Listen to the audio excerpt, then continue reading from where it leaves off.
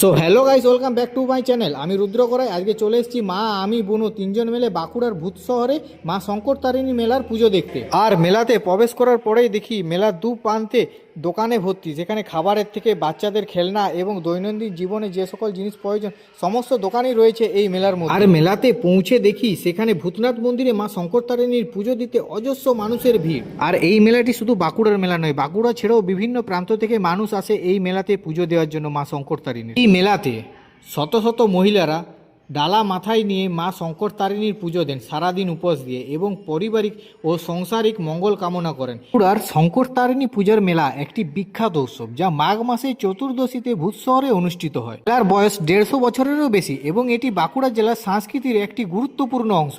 শঙ্কর তারিণী পুজোর মেলার ইতিহাস সম্পর্কে বলা হয় যে জৈনিক গুরু দয়াল সিং বিষ্ণুপুরের মল্ল রাজার থেকে মা শঙ্কর তারিণীর ঘট নিয়ে এসেছিলেন। তারপর থেকে এই গ্রামে সংকটমোচন এবং জমি সংক্রান্ত ঝামেলা থেকে রেহাই পেতেই মা শঙ্কর তারিণীর আরাধনা শুরু হয়। মেলাটি বর্তমানে এক মহামিলন উৎসবে পরিণত হয়েছে, যা ভক্তদের জন্য একটি গুরুত্বপূর্ণ তীর্থস্থান। এই মেলার বিশেষ আকর্ষণ হলো নাড়ু, যা মা শঙ্কর তারিণীর প্রসাদ হিসাবে দেওয়া হয়।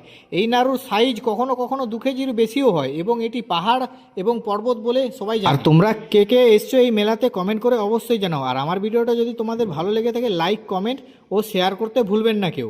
আজকের মতো ভিডিওটি এখানেই শেষ করলাম। পরবর্তী ভিডিওতে তোমাদের সাথে আবার দেখা হবে। সবাই ভালো থাকবেন, সুস্থ থাকবেন। টাটা।